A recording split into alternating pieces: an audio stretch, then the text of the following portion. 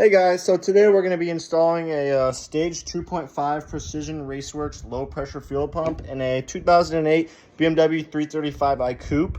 I'm making this video because I could not find a video where there's three lines that run from the pressure regulator, which is on the driver's side, and I could not find where those three lines ran. I know one of them obviously runs to the front of the pump right here, but I could not figure out where the other two lines go, so I'm making a video to show you where those lines go. You're going to need a 3/8 ratchet. You're going to need the special tool to take the ring off of the fuel pump, and then I recommend gloves. Step one is going to be to pull your seat up. So there's just two little tabs on each side, and you just literally just pull up and it comes right out. Then there's four 10mm bolts that you have to loosen, and you pull this little cover off, and there's two sensors you unplug.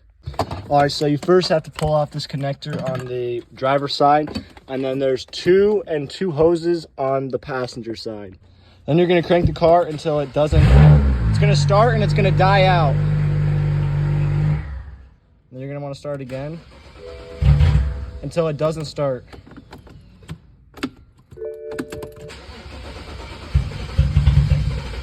You're basically taking the fuel pressure out of the lines you're about to pull off. There's a little push clip you're gonna push in and pull up. Both of these hoses have the exact same push clip. Before you start this, I also recommend a fan to vent out all this gas because it's gonna smell very strong of gasoline. After you take this ring off, you're gonna wanna push this hose around and just try to maneuver this thing out.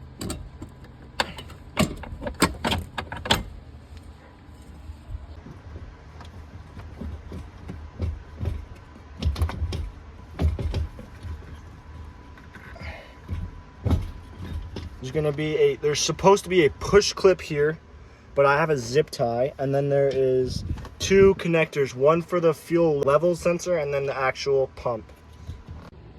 There's a little clip right here you're gonna push in on and pull out. After you have the two wires connected, you're just gonna pull this thing up, and this top hat piece, entire assembly, is gonna come out like this. This is a low pressure bucketless fuel pump, so there's no bucket to this pump. The new one I'm installing, there is a bucket. The first line is just gonna be, which runs to the main top of the pump. It's just a push clip like every other push clip. And you're just gonna push it and pull right out. And it's gonna come right out just like that. All right, so you're gonna wanna put gloves on for this one because you're gonna be pulling the pump out of the actual car. You wanna be mindful of the float sensor is still in here. You don't wanna break the float sensor, and you wanna have microfibers so you can pull this out and get this out. So I'm gonna slowly try to get this out. It's a very tight fit, so be mindful how tight this is. And then you're gonna wanna pull out and turn at an angle to get the float sensor removed and out. And there your pump out.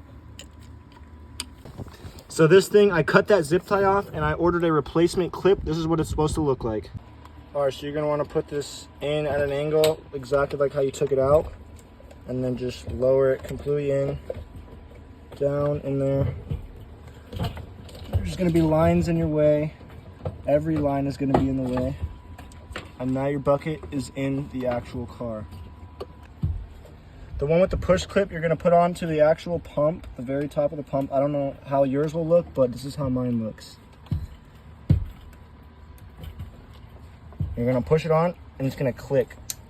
You hear that click? Locked on, won't come back out.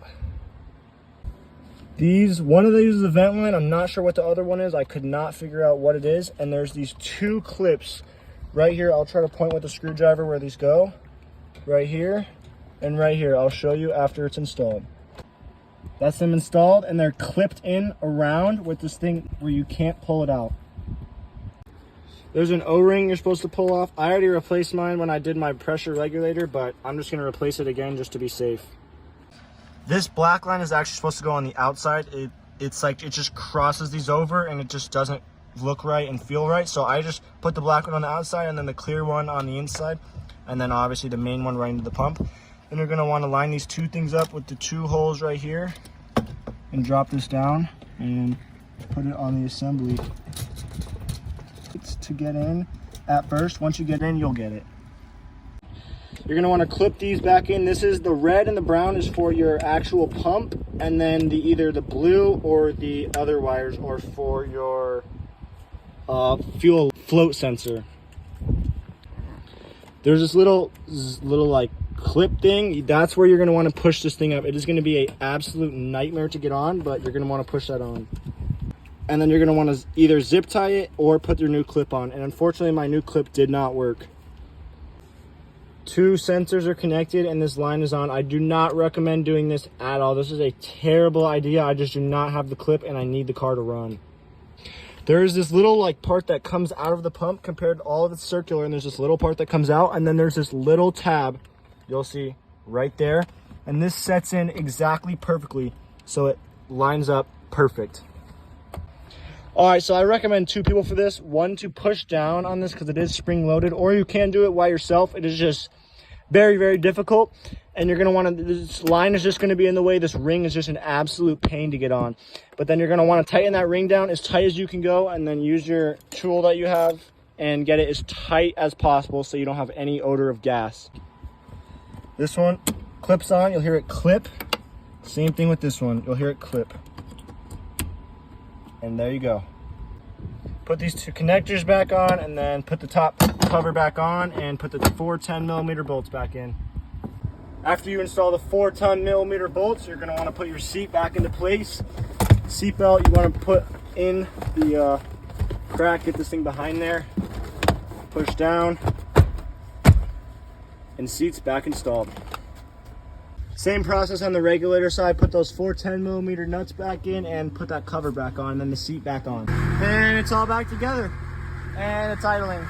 I hope this video helped you guys out. If it did, please drop a like and please subscribe and let me know what you guys want to see.